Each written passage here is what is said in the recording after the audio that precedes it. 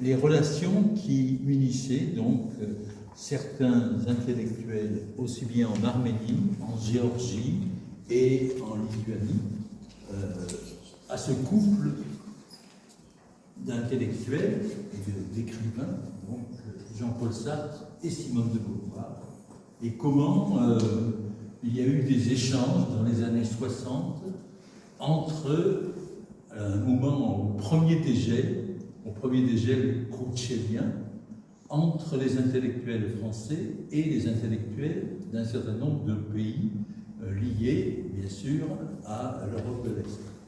Alors, on est dans une période, aujourd'hui, à nouveau, de grandes difficultés de relations internationales, bien sûr, et il nous a semblé intéressant de montrer ce film, et d'ailleurs, on a l'intention de continuer ce film, d'en faire une nouvelle version, où là, des intellectuels français aussi, comme des intellectuels lituaniens et géorgiens et arméniens, vont s'interroger sur que faire dans un climat pareil, qui est quand même très anxiogène pour le monde entier.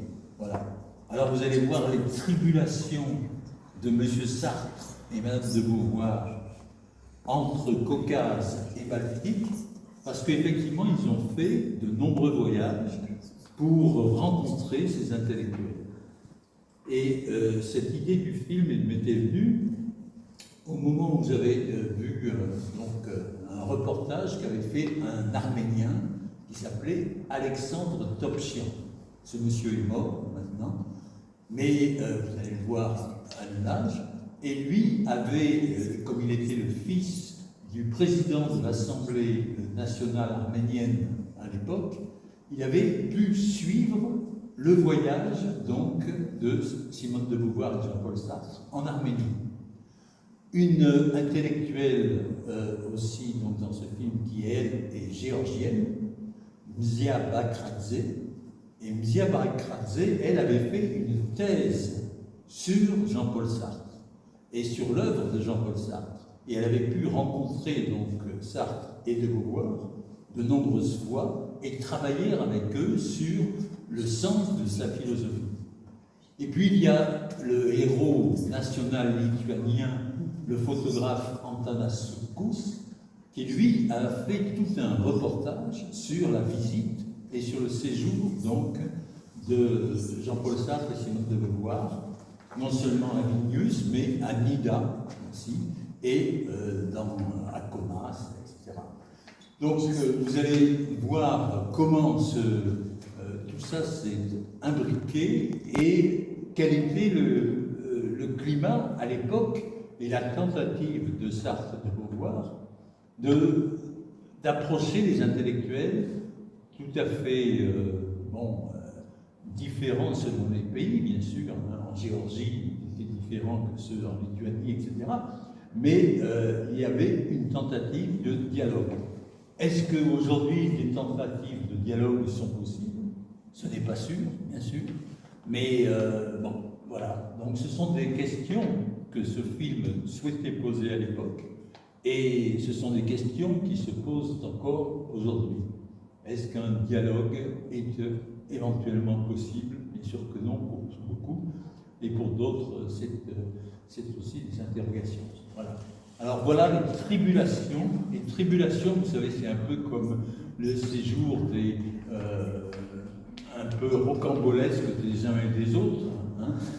Les tribulations de M. Sartre et Mme de Beauvoir, donc, entre Caucase et Baltique. Alors donc, c'est en français, enfin avec les traductions françaises, et aussi donc avec du sous-titre en lituanien.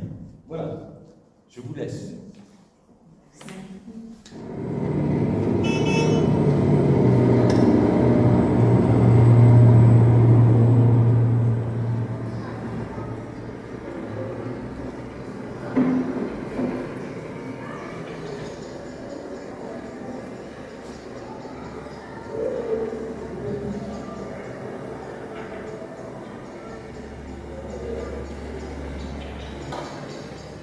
les soviétiques auraient eu intérêt à l'intégrer.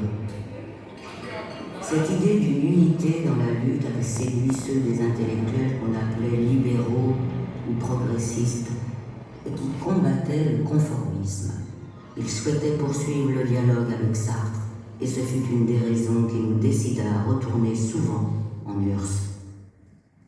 Ce qu'il avait fait, je ne sais pas. Il y a peut-être l'ombre de Gilles derrière, c'est-à-dire une espèce de retour en Union soviétique ou plus critique. C'était l'époque où Tversky, Hanovir essayaient de transformer la littérature russe du dedans. On s'apprêtait à publier Solzhenitsyn. Sartre pouvait aider, et il était pris un peu comme complice, mais lui-même restait totalement un homme de gauche avec des réflexes aussitôt qu'il était question d'attaquer l'Union soviétique.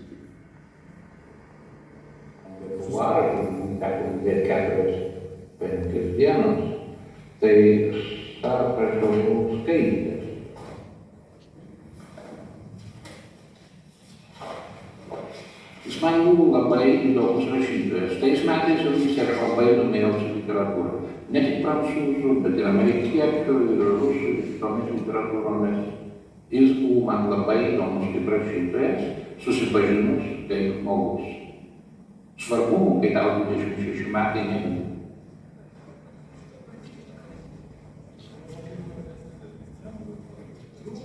Šitoj kelionėje aš važiavau specialiai fotografuoti, 4-5 dienas, reiškia. O intuityvus fotografavimas nepilnai mano visos stogaro fotografavimas. Sartrą matau kitų žmonių, kuris man buvo geriau žinomas pažįstamas negu Simona de Beauvoir. Ir tas fotografavimas galbūt tai didesnį tokį pėdsaką paliko įdomu.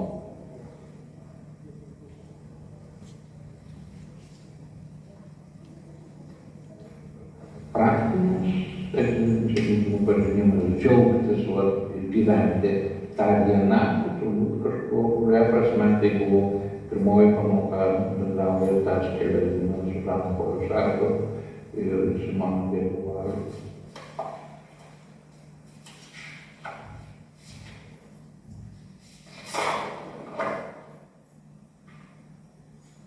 De me voir dans cet état piteux et ridicule, il fallait encore que vous vous mettiez à rire comme des folles.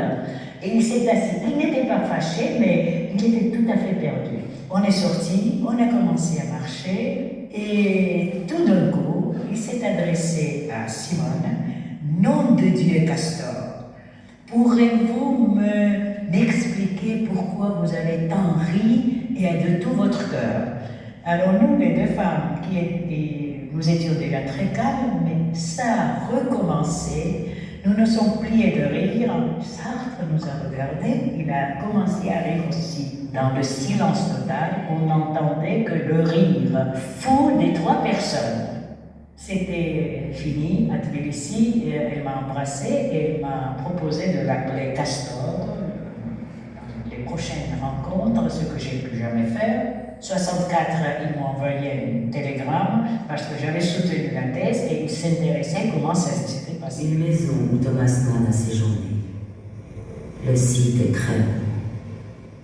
Mais plus belles encore sont à quelques kilomètres de hautes dunes blanches. Un grand soufflet qui nous faisait trébucher tandis que nous les escaladions. Nous avons contemplé la mer d'un bleu aigu qui baignait les abruptes collines d'un sable étincelant comme de la neige. Nors mes daug būdavo ir bendravimo ir su rašytojais, ir šiaip bendraudavom, ir aš dabar pažiūrėdamas netgi fotografijas, aš matau, kad tiek Sartras, tiek Simona de Beauvoir, jie buvo savyje. Jie nelabai turėjo daug kontaktavimų, labai neturėjo bendravimų, jie savyje buvo. Aš manau taip, ne, aš manau, kad Sartras tikrai buvo vienišas. Simona de Beauvoir galbūt buvo jaunesnė, dar daugiau kaip optimizmo kažkokio joje buvo. Sartras vienišas. Sartras savimi įkūnijo savo filosofiją. paprastai, tai jie buvo kartu, bet atsižadė. Pavyzdžiui, Sartras, eidamas kopomis, sako, pirmą kartą matau, kad debesis po mano kojomis. Ir pavadinu nerimta, kad čia yra įpratęs skystykla, reiškia, kadangi šalta yra pavadinta ir saulė.